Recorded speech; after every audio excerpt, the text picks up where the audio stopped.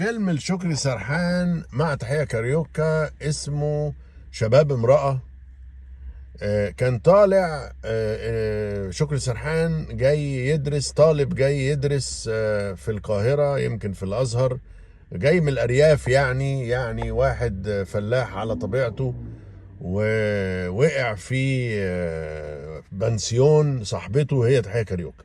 المهم يعني رغم بقى عديد من الأحداث الشريرة أو الأحداث المتتالية للواقع اللي بيحصل في الأجواء دي، شكري سرحان أثبت في بداية الفيلم وفي دوره أول ما جه القاهرة إنه هو أحسن واحد مثل دور واحد من الأرياف أو فلاح من الأرياف في تاريخ السينما المصرية. محدش قدر يمثلها زيه إطلاقا.